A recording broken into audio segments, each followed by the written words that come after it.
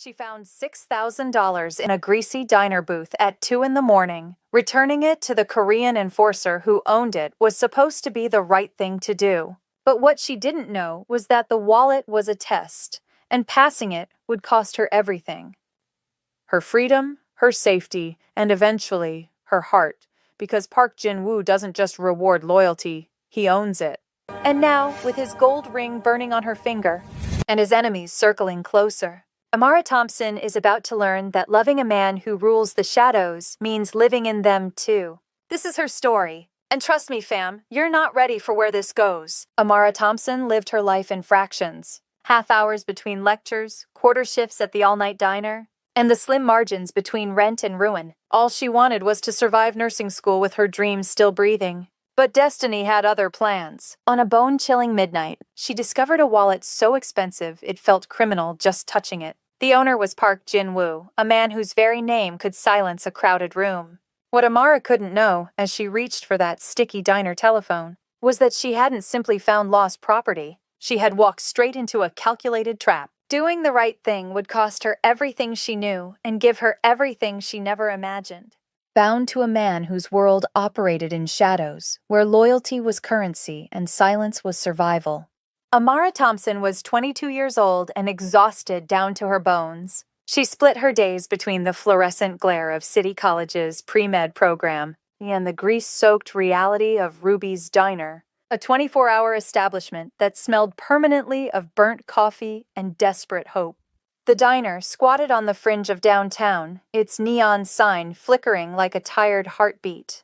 Amara's natural hair was twisted into elegant braids that somehow maintained their dignity despite double shifts and steam from the kitchen. Her smile came easily, a genuine warmth that felt revolutionary in a city hardened by indifference. She wanted one thing with crystalline clarity: a medical degree, a stethoscope around her neck, and a life where paying rent didn't require choosing between textbooks and groceries. That vision kept her moving through exhaustion that would have broken most people. The clock read 1:50 a.m. when she began her closing routine. The diner had emptied except for one man who'd occupied booth 12 for the past 40 minutes. Amara had noticed him immediately. Impossible not to. He wore a charcoal suit that probably cost more than her semester tuition.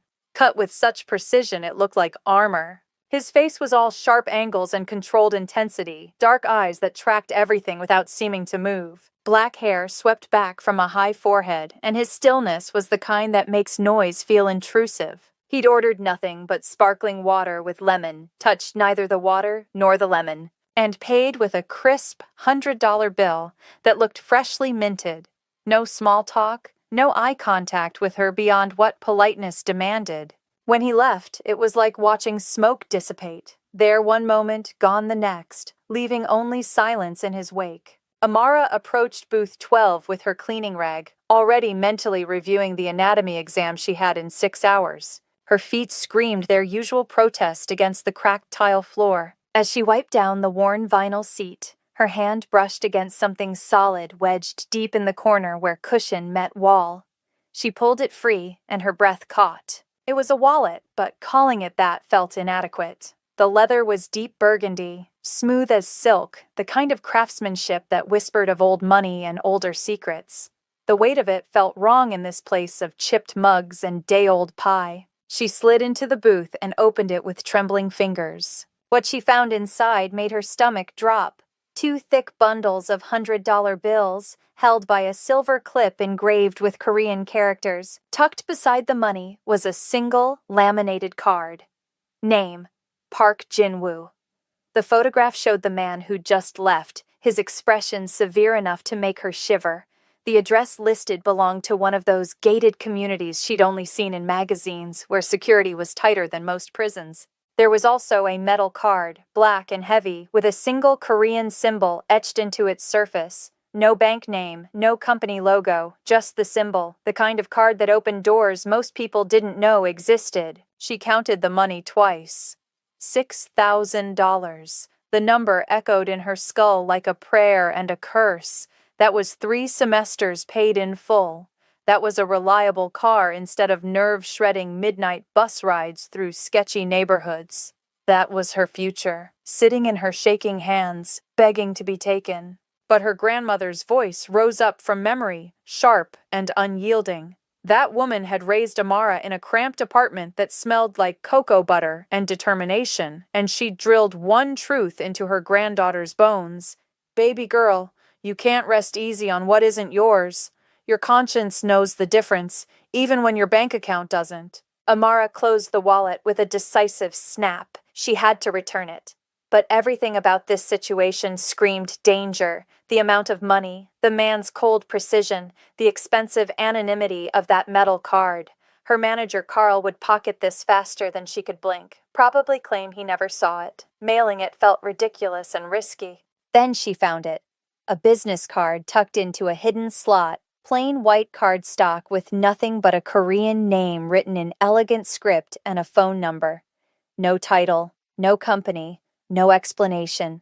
She walked to the counter, her pulse hammering in her throat, and picked up the diner's ancient phone.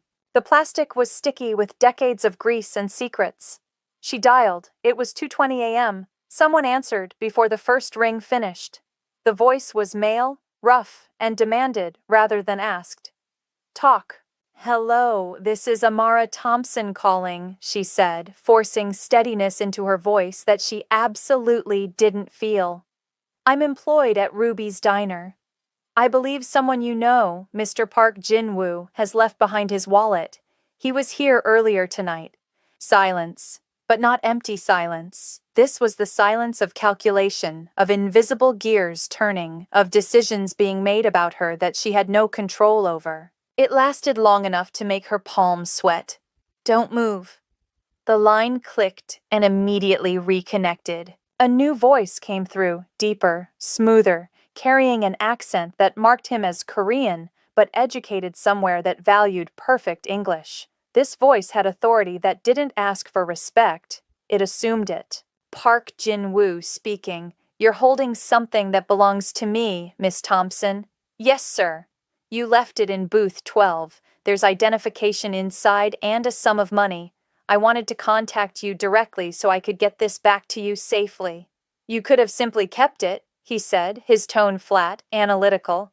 The amount inside would change your life. I know what you make in that diner. I'm aware of your circumstances. The casual invasion of her privacy, spoken like it was nothing, made her jaw tighten, but she kept her voice level. What belongs to you, sir. My circumstances don't change basic principles. I can keep it secure here until morning, or you can retrieve it now. You won't be securing anything, he cut in, his voice sharpening to something like a blade sliding from its sheath.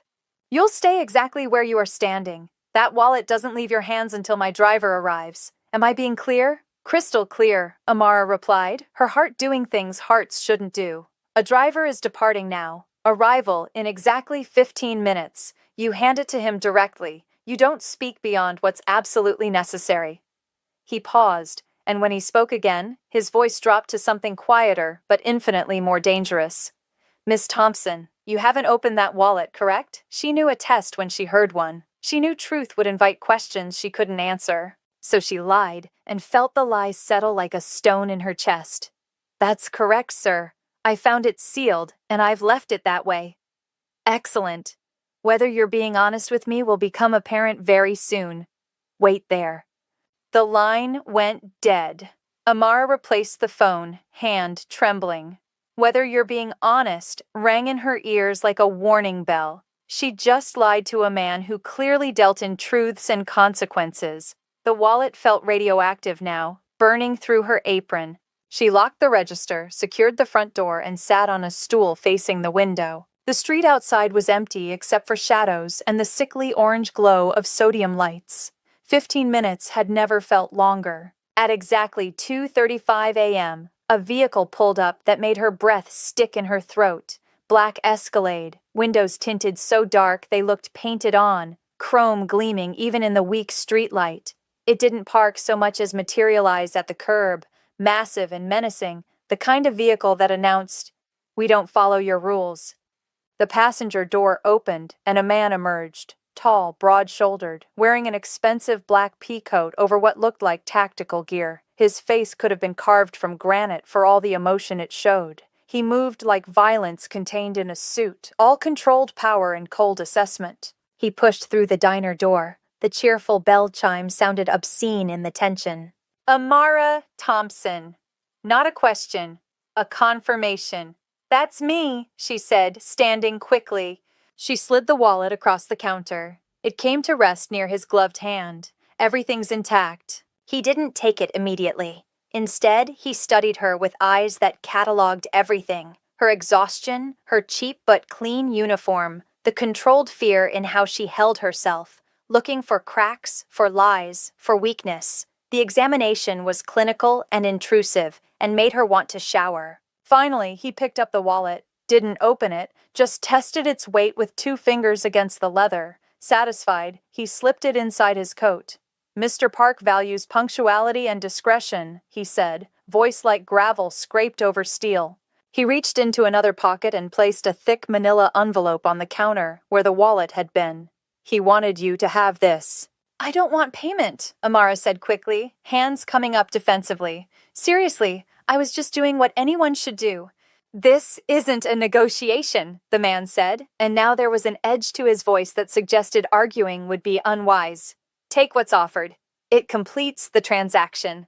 He gave her a nod that somehow managed to be both formal and completely impersonal, then turned and walked out. The Escalade pulled away 30 seconds later, vanishing into the night like it had never existed. Amara stared at the envelope. It had weight, not paper weight, but the heft of cash. She opened it with numb fingers. $5,000 in sequential bills, so fresh they stuck together, more than she'd make in 4 months of brutal shifts. But there was something else. A note, written on expensive cream cardstock in handwriting so elegant it looked like calligraphy. Miss Thompson, an unusual choice in an age that rarely rewards such choices. You've demonstrated a quality I find exceptionally valuable. Your name is now known to me in a specific context. Don't spend these funds hastily. Mention this encounter to no one. You've completed the initial screening successfully. Await further contact. PJW*. Initial screening. Those 2 words made her blood run cold. She sank onto the stool, the note slipping from her fingers. She hadn't just returned a lost wallet. She'd been evaluated, categorized, marked. Park Jin-woo wasn't some businessman. He was something far more dangerous. Someone who tested waitresses like lab rats, who had drivers that moved like soldiers, who made people wait for contact like subjects await judgment. The money wasn't a reward. It was a down payment on something she didn't understand yet. The next 2.5 weeks were their own special hell. Amara felt eyes on her constantly, though she never caught anyone watching. She changed her route home daily, started checking over her shoulder compulsively, stopped going anywhere after dark unless absolutely necessary. She told no one, not her study group, not her roommate, nobody. The $5,000 went into a locked box she hid inside a hollowed-out textbook. The money felt poisonous, too dangerous to touch. She buried herself in her pre-med coursework with manic intensity, trying to outrun her anxiety through sheer academic focus. Her exhaustion went from chronic to critical. Her nerves felt like exposed wires, sparking at the smallest provocation. The contact came when she least expected it, proving that Park Jin-woo's reach extended into places she'd thought were safe. Amara was in the university library's late-night study section, buried under a mountain of biochemistry texts and molecular diagrams. It was nearly midnight. The library was cathedral quiet except for the occasional cough or rustle of pages. She was so focused on tracing metabolic pathways that she didn't notice him approach. She felt him first, a change in air pressure, a sudden weight of attention. She looked up and nearly gasped. Park Jin-woo stood 15 feet away beside the reference stacks, under harsh fluorescent lighting that should have made anyone look terrible, but somehow made him look more defined, more real, more dangerous. He wore a long navy coat over dark slacks, looking like he'd stepped out of a film about elegant criminals. His presence in the quiet academic space felt like a tiger in a petting zoo. Wrong, jarring, predatory. He wasn't looking around. He was looking directly at her. waiting with the patience of someone who knew she'd eventually notice him. Heart-hammering, Amara grabbed her books, shoving them messily into her backpack. She walked toward him through the maze of empty study carrels, each step feeling like approaching the edge of a cliff. "Mr. Park," she whispered when she reached him, voice tight. "What are you doing here? How did you even—" He gestured toward a secluded alcove, a small study room reserved for graduate research. "Verifying my assessment, confirming your compliance. You've told no one about our arrangement. You haven't touched the money I gave you. This is good." The fact that he knew these things, knew her movements, her choices, her silence, was terrifying in its implications. She followed him into the alcove. He didn't sit, forcing her to stand before him like a student called before a principal. "That night," he began, voice low enough that it wouldn't carry beyond their small space. "The wallet contained operational currency and access codes to systems you don't want to know about. Leaving it was calculated, a field assessment. I needed to identify someone in that area who possessed genuine integrity, who would act correctly without hope of recognition or reward.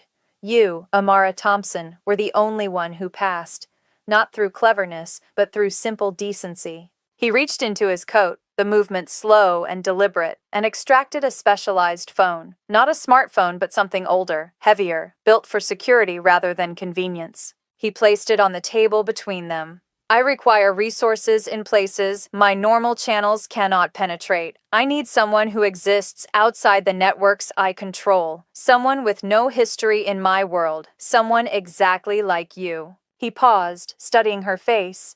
"Your ambition is medicine. You want to be a doctor. I'll finance everything. Full tuition, living expenses, books, residency placement.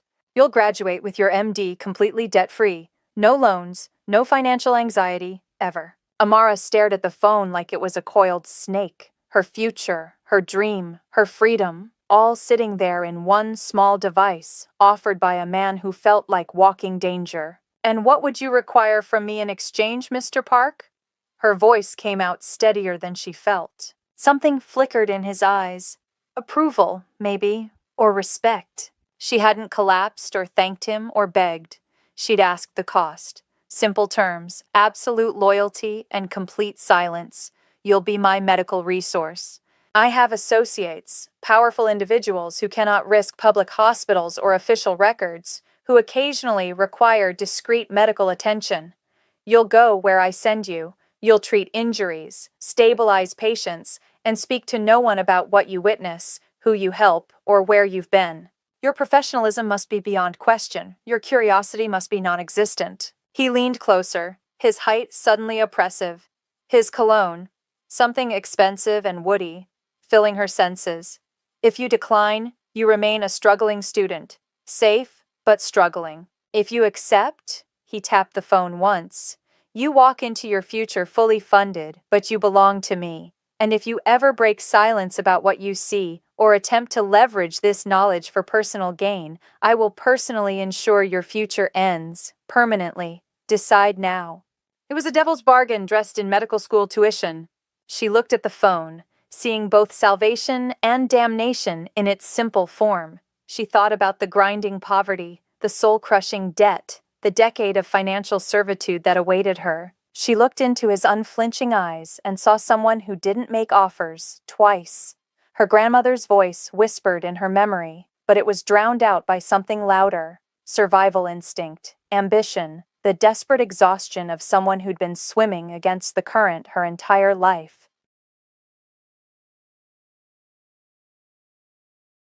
She reached out and picked up the phone. It was cold and heavy, like picking up a chain. "I accept your terms, Mr. Park." The ghost of a smile touched his mouth, cold and satisfied. "The account is already established. Begin your enrollment process immediately. Resign from the diner." And Amara, the way he said her name felt intimate and threatening simultaneously. "You may call me Jinwoo now. We're partners in this arrangement." The casual intimacy of his given name on his lips sent ice through her veins. He wasn't just an employer or a patron, he was something else entirely. Benefactor, captor, the man who now owned a piece of her future.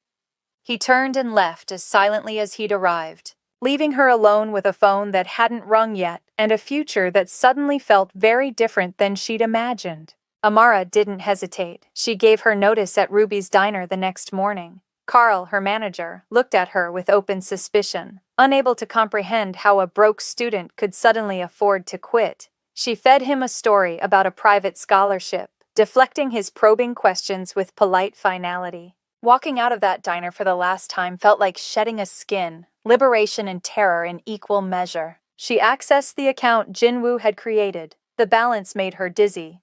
She paid tuition in full for the next year, bought a complete set of medical textbooks that didn't have highlighter marks from previous owners, and moved into a small apartment closer to campus. Nothing fancy, but clean, safe, and hers alone.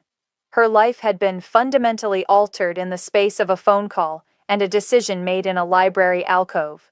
She tried to convince herself the phone would never ring, that Jinwoo's offer had been some bizarre one-time charity. She threw herself into her studies with fierce intensity, trying to bury her anxiety under layers of anatomy and pharmacology. The phone sat on her nightstand like a sleeping bomb. She never turned it off, never let it out of her sight, checked its battery obsessively. 5 months passed. Long, intense months where the fear gradually faded to a low background hum, always present but manageable. Maybe, she let herself hope, he'd forgotten about the struggling student he'd bought. Then, on a freezing night while she was preparing for final exams, the phone rang, 3:50 a.m. The ringtone was harsh and distinctive, a sound designed to wake the dead, designed to be impossible to ignore. Amara's eyes snapped open, heart instantly racing. She grabbed the phone. Unknown number, but she knew. Hello? Amara, vehicle arrives in 7 minutes. Put on your scrubs. Don't speak to the driver beyond what's necessary. Bring nothing else. The patient is critical. Don't disappoint me. Jinwoo's voice was different, tight, stressed, urgent. This wasn't the smooth controller. This was someone in crisis. Where am I going? She asked, already pulling on the navy scrubs she'd kept cleaned and pressed, moving on pure adrenaline. Outside the city. Secure location. The driver has the address. Focus. Someone's survival depends entirely on your skill and your discretion. The line went dead. 7 minutes later, the black Escalade was idling at her curb, massive and ominous in her quiet residential neighborhood. Different driver this time, equally silent, equally intimidating. She climbed in, clutching the phone in her pocket, fear and professional focus warring in her chest. The drive took them far beyond city limits, winding through dark country roads, until they reached an enormous estate hidden behind high walls and sophisticated security. The Escalade descended into an underground garage, and she was led through corridors of polished marble and quiet luxury until they reached a wing that looked like a private hospital had been grafted onto a mansion. A fully equipped, sterile operating theater hidden inside opulent wealth. Jinwoo was there, wearing black tactical pants and a high-necked shirt, his usual composed exterior cracked by visible stress. He stood beside a gurney. On it lay an elderly Korean man in expensive clothes, unconscious, breathing shallow, a spreading dark stain across his chest. Stabbing, Jinwoo said without preamble, his voice rough. Blade wound, deep penetration near the sternum. Missed the heart but not by much. Too much blood loss. I cannot risk a hospital. He's my mentor, my most trusted advisor. The man who shaped everything I am. The emphasis made the stakes crushingly clear. Amara's fear evaporated, replaced by something deeper. Training, instinct, the fundamental drive to preserve life. She wasn't a scared student anymore. She was a medical professional facing a crisis. She approached the gurney, her mind already running through trauma protocols. Pulse check, she said, fingers finding the weak, thready rhythm at his neck. Pupils are reactive but sluggish. I need sterile water, suture kit, chest tube just in case, IV fluids immediately. Where's your overhead light? I need direct illumination on the wound. Jinwoo, visibly relieved by her instant professional shift, pointed to a surgical lamp. All equipment is ready. A trauma kit is on the cart. Tell me what you need. I'll assist. Amara didn't waste time. Sterile gloves on, she began her assessment, carefully cutting away blood-soaked fabric. The wound was severe, deep, irregular, dangerously close to vital structures. She knew what had to be done: explore the wound, clean the tissue, check for arterial damage, close it in careful layers. She worked for over 2 hours. Jinwoo stood beside her the entire time, this powerful, dangerous man reduced to her assistant, following her clipped instructions without question. The air was thick with blood, antiseptic, and concentrated tension. Amara focused only on the task, her movements precise and confident, everything she'd studied crystallizing into action. When she finished the final suture, secured the dressing, and checked the IV drip, she looked up at Jinwoo. "He's stable. Bleeding's controlled. He needs a transfusion, but we can't do that here safely. The IV fluids will stabilize him temporarily, but infection is the primary threat now. He needs continuous antibiotics and monitoring for at least 48 hours. He cannot be moved." Jinwoo exhaled slowly, eyes closing briefly as tension drained from his shoulders. He looked at the man on the gurney with an expression that was almost tender, then turned to Amara. What she saw in his face was new, raw gratitude, respect, something that transcended their business arrangement. "You're remarkable," he said quietly. "You didn't hesitate. You were focused, competent, exceptional. You saved his life." He stepped closer, his presence suddenly overwhelming in a different way. His hand, still gloved, gripped her forearm, firm but not threatening. "I underestimated the extent of your capabilities. Thank you." The touch felt significant, intimate, a bridge across the space between them. "The driver will take you to a guest room upstairs," Jinwoo continued. "You're not returning to your apartment yet. You'll check on him every 4 hours. I'll handle your academic obligations. You don't leave this property until I say otherwise." He released her arm but maintained that intense eye contact. "Amara," he said, his voice dropping to that dangerously smooth register that made her pulse quicken. "You've done far more than honor our arrangement. You've created a debt that goes beyond contracts. I always settle my debts." Amara could only manage a nod, the full weight of his words sinking into her bones. The quiet that filled the sterile medical room after his declaration was heavy with unspoken implications. A debt owed by Park Jin-woo was far more binding and infinitely more dangerous than any written agreement could ever be. He turned his head slightly, addressing the massive, silent man who'd entered moments before. "Chang, escort Miss Thompson to the East Wing suite. Make certain she has everything she requires. She rests until 7 in the morning, then returns for the initial post-op assessment. Fresh scrubs should be ready." The East Wing suite was less a bedroom and more a sprawling, immaculately designed apartment within the secure compound. The luxury was breathtaking. Silk curtains, marble surfaces, furniture that probably cost more than her previous year's rent. But the fortified walls of the manicured grounds felt utterly impenetrable, like living inside a velvet-lined vault.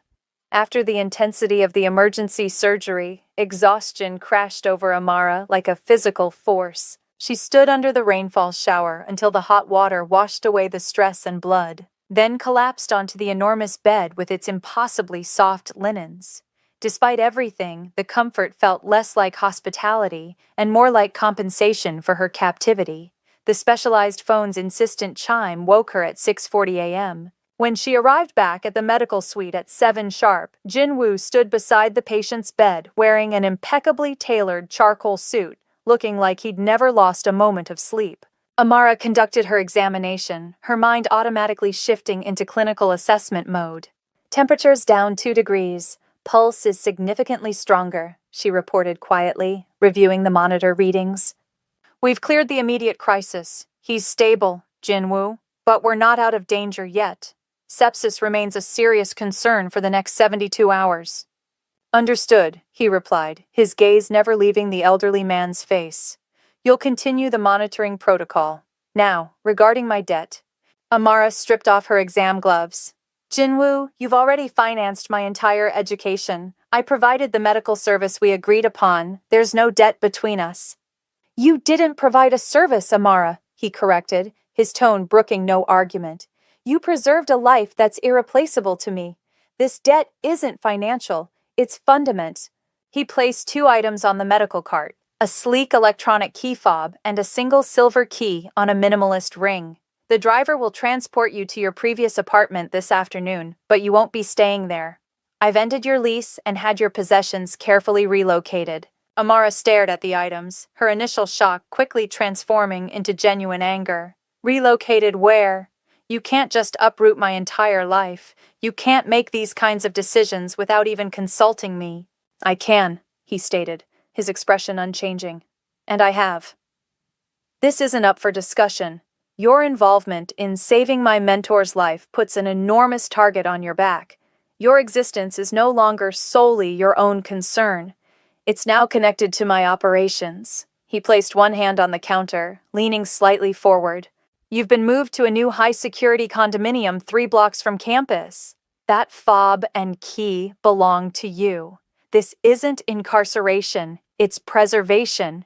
Your education won't be interrupted, but your movements will require oversight. This is the cost of my security, Amara, and the price of your continued survival. His control was absolute and terrifying. He'd solved her housing vulnerability with ruthless efficiency, completely circumventing her autonomy. She was trapped, but in a way that paradoxically guaranteed her success.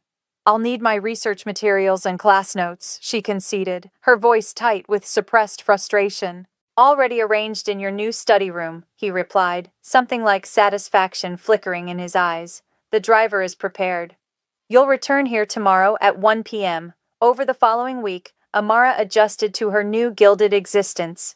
She attended lectures and labs, but her life had split into 2 distinct realities: dedicated medical student during daylight hours, and after dark, Jinwoo's protected secret, returning to the estate for her monitoring shifts with the recovering mentor. During these shifts, Jinwoo was consistently present in the adjacent study, forcing them into sustained proximity. Their professional arrangement was rapidly transforming into something intense, complicated, and undeniably personal. One evening, while Amara was carefully replacing the patient's surgical dressing, Jinwoo entered the suite quietly, carrying 2 ceramic cups. He set one on her supply tray. "Jasmine tea," he said simply. "You're exhausting yourself. You need this." The small, thoughtful gesture caught her off guard. He was watching her, taking care of her in his own domineering way. "Why me, Jinwoo?" she asked, meeting his eyes over the rim of the cup. "You could have hired the most skilled underground physicians in the country. Why risk everything on a student you found in a diner?" He set his cup down deliberately, his gaze sharpening. As he moved closer, "The best physicians can be purchased with currency. But I'm not interested in loyalty that money buys. You were frightened, yet you honored your commitment when everything was at stake. Integrity under extreme pressure. That's what I invested in." He took another measured step toward her. "And when you face crisis, you don't panic. You become absolutely focused. That complete concentration, that fearlessness, that competence, it's a form of power, Amara, and power, when exercised flawlessly, is always captivating." The compliment, tied directly to her capabilities and character rather than anything superficial, sent heat through her chest. "I'm still just a student," she said, trying to maintain some professional distance. "You are," Jinwoo agreed. He reached out, his thumb tracing along her jawline with a touch that was feather-light yet deeply possessive. "You preserved my mentor's life. You represent a debt I'm eager to repay. Completely." His eyes dropped to her mouth, and the air between them became charged with electricity and inevitability, the understanding that the nature of his repayment was about to fundamentally shift. He eliminated the remaining space between them, his mouth capturing hers with sudden, decisive intensity. The kiss was claiming and consuming, demanding reciprocation, leaving no space for hesitation. It was a power exchange, a confirmation of ownership. But beneath the control burned undeniable heat that ignited something in Amara she couldn't suppress. When he finally drew back, his eyes were dark with intensity. "Consider that the first payment," he murmured, his voice rough. The attraction between them was a constant electric current beneath every interaction. Then 3 weeks later, the specialized phone erupted with its harsh, distinctive ring. Jinwoo's voice was strained and urgent. I need you, Amara. Immediate crisis. One of my associates made a critical error. It's an active situation, warehouse sector, highly volatile. He paused, and she could hear movement and voices in the background. But Amara had transformed. She'd already accepted his claim. Her power didn't lie in running from his darkness. It lay in standing within it, making herself irreplaceable. No, she said firmly. I'm coming. Your people won't know how to properly manage a trauma situation the way I can. You need me there actively managing care, not just treating afterward. You invested in my skill, Jinwoo, and my skill is exactly what you need right now. The silence that followed was profound, loaded with recognition and respect. The driver arrives in 4 minutes, he finally said, his voice carrying reluctant admiration. But you don't leave my sight for even a second. Amara ended the call, her heart pounding with equal parts fear and exhilaration. She pulled on a heavy jacket, grabbed the compact trauma kit she'd discreetly assembled, and headed for the door. She was voluntarily walking into danger, determined to prove she wasn't merely his asset. She was his true, indispensable partner. The ultimate test had arrived. The drive to the warehouse district was rapid and tense. The black sedan cut through rain-soaked streets, transitioning from gleaming downtown towers to the gritty industrial wasteland. The vehicle finally stopped at an abandoned cargo facility, the air thick with the metallic scent of rain, brine, and decay. The entire scene radiated contained chaos. Jinwoo's operatives formed a tight, lethal perimeter around a vast, poorly lit interior, their shadows stretching grotesquely under a solitary floodlight. The driver opened her door, and Amara stepped onto wet, frigid pavement. She could hear urgent, hushed Korean and the heavy scent of blood already sharp on the humid air. This was real. This was the brutal edge of his world, far from the polished elegance of his estate. She found Jinwoo crouched low near shipping containers, his dark, tactical clothing making him nearly invisible in the shadows. He looked up, his expression grim, acknowledging her arrival with a curt nod that was pure business. The injured associate, clearly high-ranking based on everyone's reaction, was bleeding profusely from a wound sustained in some kind of altercation. "Move!" Amara commanded, her voice cutting sharply through the confusion. She physically pushed 2 of Jinwoo's men aside, instantly creating space around the casualty. The scrubs beneath her jacket became her uniform and her authority. This isn't a controlled environment. This is crisis management, her mind calculated, and I'm the only one qualified to handle it. She tore open her trauma kit. Jinwoo, without needing instruction, immediately assumed the role of her assistant, his face a mask of concentration. She began her assessment under the harsh beam of a utility lamp, the inadequate light creating dancing shadows. Deep penetration, she confirmed, her gaze trained and methodical. Irregular wound pattern, he's sliding into shock. She worked with practiced efficiency. Her hands, trained by countless hours of study and simulation, moved with surgical precision, cleaning the area while Jinwoo provided gauze and supplies without being asked. She established intravenous access, demanding immediate fluid administration from the stunned operatives standing nearby, then focused entirely on stabilizing the severe laceration. Her work centered on controlling the hemorrhage and buying critical time. "I'm not afraid. I'm focused," Amara told herself. "The fear exists, a thin, cold thread down my spine. But the life in front of me matters more. This is exactly why he brought me here. This is what separates a physician from a civilian. He didn't need to control me. He needed to unleash me." Every suture, every directive proved that his debt had been the catalyst she never knew she needed.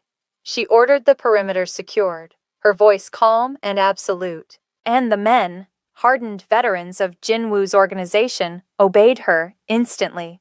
In that moment, she was the only thing standing between their associate and death. Her authority was supreme. After what felt like hours, she finished securing the pressure dressings and preparing the man for careful transport. She was covered in sweat, grime, and blood, but her patient was breathing more regularly. "He's stabilized," she stated, her voice hoarse but firm. but he requires proper surgical intervention immediately.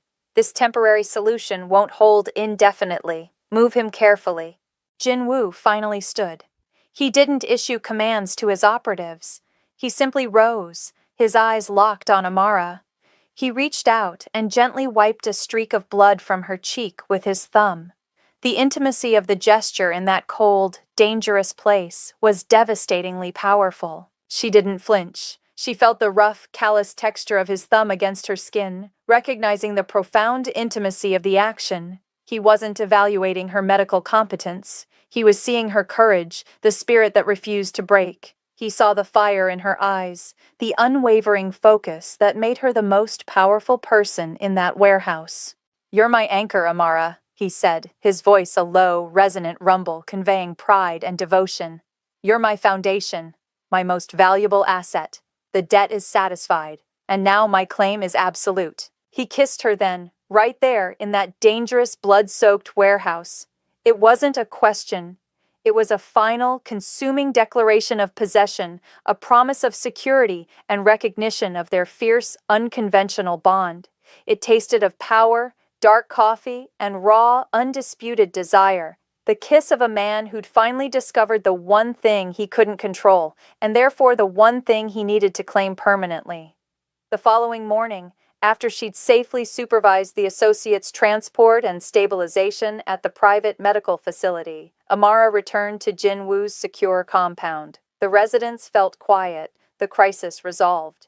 She showered for an extended time, scrubbing the warehouse grime from her skin, but the scene remained vivid in her memory. She found Jinwoo waiting on the rooftop terrace, the city sprawling beneath them. He wore a perfectly fitted dark suit, his expression calm, but his eyes holding profound intensity. He guided her to a small table where a single black lacquered box rested. The morning sun cast cool, golden light over the glass and steel cityscape. "You've exceeded every expectation of our arrangement, Amara," he said quietly. "Now I fulfill my obligation." "This isn't a reward. Rewards can be declined. This is a covenant, an investment. Open it." Amara sat, her fingers trembling slightly, her gaze fixed on his face. She lifted the lid. Inside lay a substantial gold band, simply crafted but unmistakably valuable. Engraved on the interior were Korean characters she couldn't read, but their weight was evident.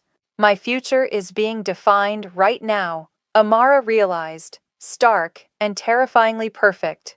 The ring was the anchor to his power, the final binding element.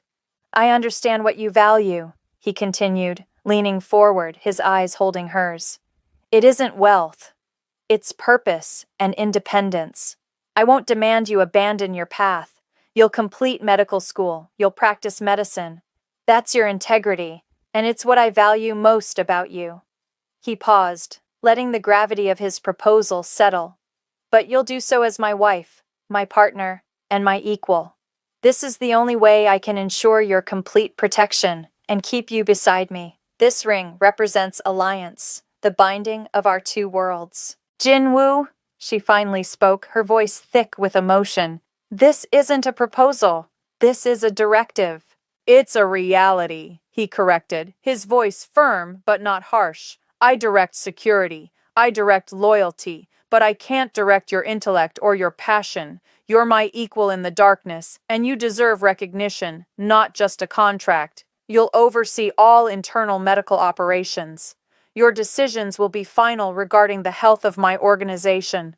You'll be my light in the shadows, the truth I trust above all others." She picked up the ring, her fingers tracing the severe, powerful engraving. She'd begun as a struggling waitress, tested for integrity, and had become the indispensable partner of an enforcer. The love she felt for him was tangled with his terrifying power, his fierce protection, and the profound respect he showed her capabilities. She slid the ring onto her finger.